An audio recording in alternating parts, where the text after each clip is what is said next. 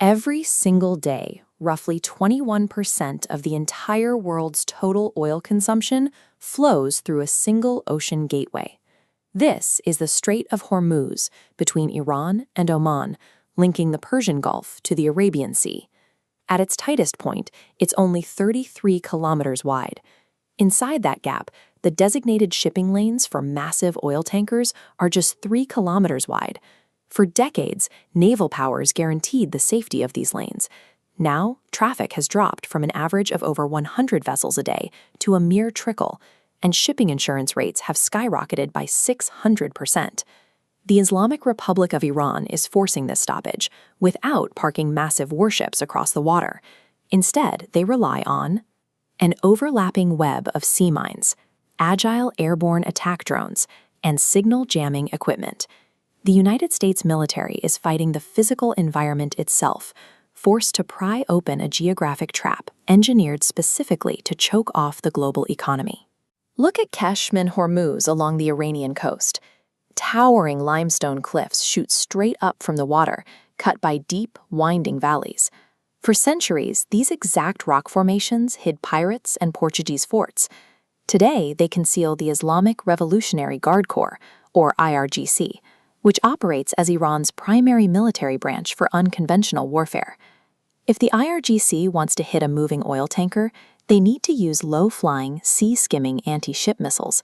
But the steep mountains further inland physically block the trajectory of those weapons, forcing the launch crews to set up right on the water's edge. To protect their stockpile of high-tech ballistic missiles on the coast, they bury them. The launchers are stored deep inside natural, miles-long caves carved directly into the seaside stone. From the narrow inlets between these cliffs, the IRGC deploys a second threat: swarms of cheap, highly maneuverable fast attack boats that can dart out, strike a tanker, and vanish back into the rocks. This rugged shoreline acts as physical armor. Standard American airstrikes are essentially useless against missile launchers buried under millions of tons of solid rock. To crack open that geographic armor, the U.S. military brought in a highly specialized piece of engineering, the brand-new GBU-72 weapon system. This 5,000-pound deep penetrator bomb burrows through heavy earth and reinforced concrete before detonating underground. Instead of targeting the bunker itself, these bombs collapse the tunnels leading out of the mountain, permanently trapping the Iranian missile launchers inside.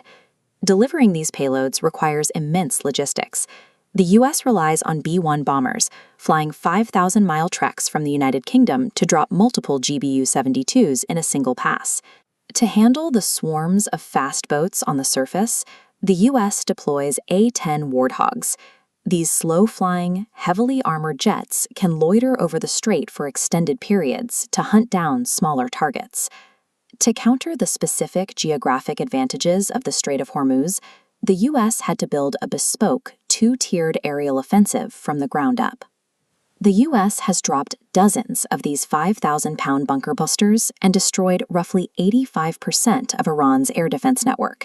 Yet commercial ships are still refusing to sail through the strait. Iran adapted by ramping up electronic warfare. They used GPS spoofing, broadcasting fake satellite signals to trick a commercial ship's navigation system, causing tankers to steer off course and run aground in the tight channels. They also bypass the physical waters entirely to keep their weapons supplied. The IRGC moves fresh drones and missile components into the country via rail corridors extending north into Central Asia. An air force alone cannot permanently secure a 300-kilometer coastline. Finding and destroying mobile hide-and-shoot threats from 20,000 feet in the air leaves too many tactical gaps. To close those gaps, the U.S. military ordered thousands of Marines and amphibious assault units to the Middle East. The U.S. recognizes that to guarantee safe passage, they may need to execute a joint forcible entry. This is a ground operation where troops physically seize and hold the enemy shoreline to manually clear the launch sites. You can deploy stealth fighters and bunker-busting superweapons, but when a coastline is steep enough and the water narrow enough, physical terrain still dictates the rules of modern warfare.